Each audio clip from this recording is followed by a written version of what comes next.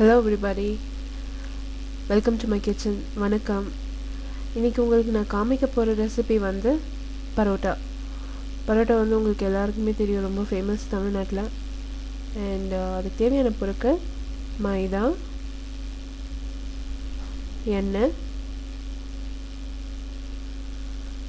Cornflour, உப்பு. முதல்ல எப்படி தயார் பண்ணலான்னு பார்த்துக்கலாம். முதல் வந்து ஒரு ஒர்க் சர்ஃபேஸில் மைதாவை கொட்டிக்கோங்க. உங்கள் கிச்சன் கவுண்டரை யூஸ் பண்ணுங்கள், அதுவே பெஸ்ட்டாக ஒர்க் ஆகும். உப்பு சேர்த்துக்கோங்க.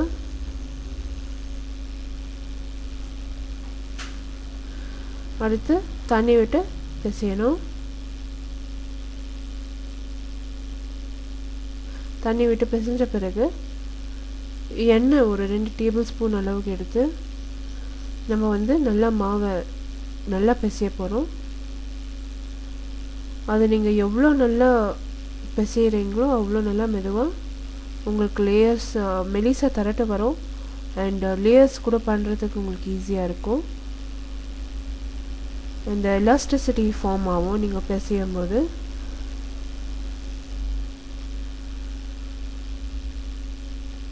இந்த மாதிரி பிசையணும்.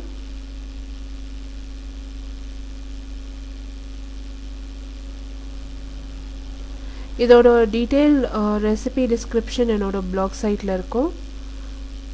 என்டையர் நான் என்னென்ன ஆட் பண்ணியிருக்கேன் ப்ரிசைஸாக மெஷர்மெண்ட்ஸோடு நான் உங்களுக்கு என் ரெசிபி பிளாக் சைட்டில் போஸ்ட் பண்ணுறேன். பிளாக் சைட்டை விசிட் பண்ணி இன்னும் நிறைய டிப்ஸு அண்ட் டீட்டெயில் ரெசிபி வந்து அதில் பார்த்துக்கலாம். இந்த 2 டேபிள் ஸ்பூன் எண்ணெயை நான் டிவைட் பண்ணி பிசைகிறேன். மாவு பிசைகிறப்ப நல்லா பிசைஞ்சிக்கணும். அது நல்லா சாஃப்டாக ஆகணும் மாவு. நம்ம ரெகுலராக பிசைகிற சப்பாத்தி மாவோட கொஞ்சம் லூஸாகவே பிசையணும். கொஞ்சம் இந்த பிசப்பிசப்பு தனம் இருக்கணும் அந்த மாவில் நம்ம பிசைகிறப்போ. ரொம்பவும் கெட்டியாக பிசையக்கூடாது, கொஞ்சம் சாஃப்டாகவே இருக்கணும். பாருங்கள் எப்படி நம்ம பிசைஞ்சு சாஃப்டாக இருக்குது. இப்போது அது வந்து ஒரு கிணத்துல எடுத்து நான் அதை ஊற வைக்க போகிறேன். ஒரு அரை மணி நேரம் ஊற வைக்க போகிறேன் கவர் பண்ணி. இப்போ அரை மணி நேரம் ஊறி இருக்கு. நான் இதில் வந்து நல்லா சாஃப்டாக இருக்குது மாவு. நான் ஆல்ரெடி வந்து சப்பாத்தி பிசைஞ்சிருக்கு. இப்போ அது உருண்டைங்களாக்கி நம்ம இப்போ மெலிசாக திரட்டணும். ரொம்ப மெலிசாக தேய்ச்சி எடுக்கணும். நான் வந்து எந்த விதமான மாவும் தொட்டுக்கல. தேய்ச்சி எடுக்கிறப்ப நான் அப்படியே வந்து நல்லா மெல்லிசாக அப்படியே திரட்டி எடுக்கணும்.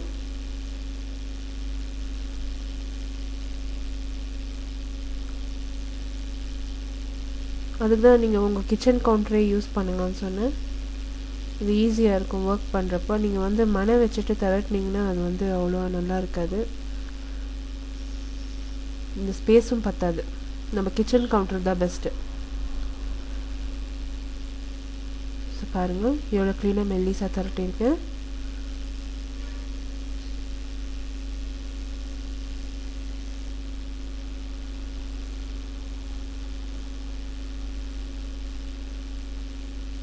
ரொம்ப பேர் வந்து இந்த சப்பாத்தி மாவில் பால் சேர்த்துக்கிறாங்க, உப்பு சர்க்கரை சேர்த்துக்கிறாங்க இந்த பரோட்டா மாவில். அவங்கவுங்க விருப்பம், நீங்கள் எந்தெந்த சேர்த்துக்கலாமோ சேர்த்துக்கலாம்.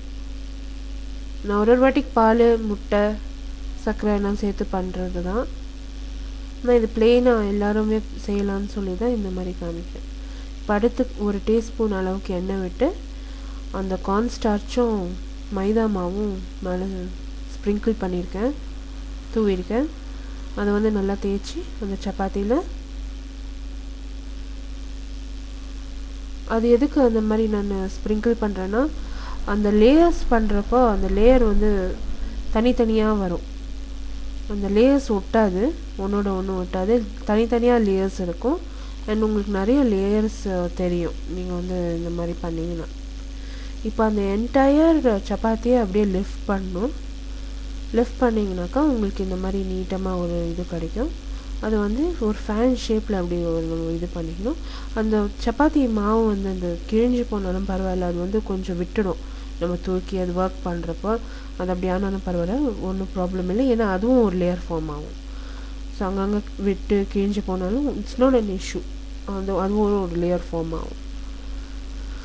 ஸோ இந்த மாதிரி மெல்லிசாக தட்டிக்கணும். அது வந்து அங்கங்கே ஓட்ட விடும். அது it's not an issue at all. அது மெல்லிசாக தட்டுறப்போ அது மாதிரி ஆகும். ஸோ வந்து நல்லா எண்ணெய் விட்டு இந்த 4 சப்பாத்தியும் உங்களுக்கு நான் பார்த்துக்கோங்க எப்படி பண்ணுறேன்னு. எண்ணெய் கொஞ்சம் மேலே போட்டிருக்கேன். அதுக்கு மேலே வந்து மைதா மாவும் சோள மாவும் தூறேன்.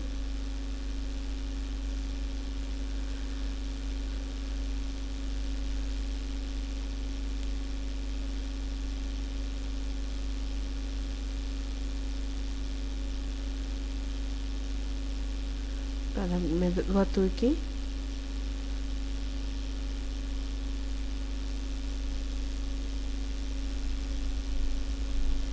இந்த மாதிரி சுற்றிக்கணும். இந்த ஒரு பரோட்டா உங்களுக்கு பண்ண வந்ததுன்னா நீங்கள் நிறைய ரெசிபீஸ் பண்ணலாம். கொத்து பரோட்டாலாம் நம்ம வீட்டிலே பண்ணலாம். இதில் நிறைய வேரியேஷன்ஸ் பண்ணலாம். இது வந்து நேரம் வெளியே போய் சாப்பிட்றத விட நம்ம வீட்லேயே நம்ம க்ளீனாக பண்ணி சாப்பிட்லாம். வெளியெல்லாம் கொஞ்சம் சாப்பிட்றதுக்கு ஹெசிடேட் பண்ணுவாங்க ரொம்ப பேர். அவங்கெல்லாம் வந்து வீட்லேயே இது ப்ரிப்பேர் பண்ணி சாப்பிட்லாம். இந்த ரெசிபி வந்து மத்தியானம் சாப்பிட்டா நல்லாயிருக்கும். டின்னர் டைம் கொஞ்சம் ஹெவியாகிடும். ஸோ வந்து இது மத்தியானத்துக்கு தான் நல்லாயிருக்கும். நீங்கள் நல்லா ஒரு சிக்கன் கிரேவியோ ஏதோ ஒரு வெஜிடேரியன் குருமா ஏதோ ஒன்று வச்சு நீங்கள் இந்த ரொட்டி பண்ணிங்கன்னா ரொம்ப நல்லாயிருக்கும். ரெகுலராக நம்ம ரைஸ் சாப்பிட்றத விட இந்த மாதிரி ஒரு டிஃப்ரெண்ட்டாக பரோட்டா நம்ம வீட்லேயே பண்ணி சாப்பிட்லாம். பாருங்கள் எவ்வளோ அழகாக உருட்டி அந்த லேயர்ஸ் ஃபார்ம் ஆகிருக்கு. இந்த லேயர்ஸ் ரொம்ப அழகாக ஃபார்ம் ஆகும் அந்த மாதிரி தூக்கி அந்த மாதிரி ஃபேன் ஷேப்பில் பண்ணுறப்போ.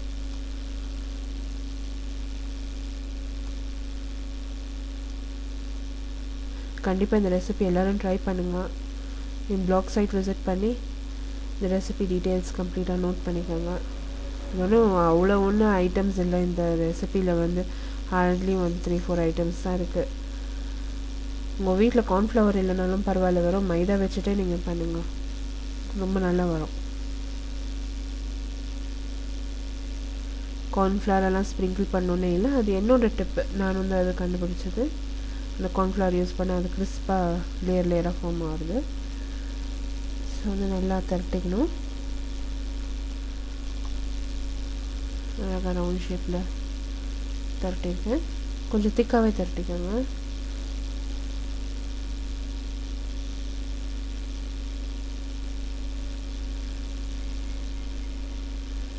இப்போது நல்லா ஒரு தவா வச்சு 2 சைடில் மீடியம் ஃப்ளேமில் 1 டீஸ்பூன் எண்ணெய் 2 பக்கமும் விட்டு சுட்டு எடுக்க போகிறோம். மீடியம் ஃப்ளேமில் வச்சு சுட்டு எடுங்க. இப்போ என்னோடய ரொட்டி ரெடியாக எடுத்து அடுத்த புதிய ரெசிபியோடு உங்களை திருப்பியும் சந்திக்கிறேன். அதுவரை நன்றி, வணக்கம். தேங்க்ஸ் ஃபார் வாட்சிங். Bye bye.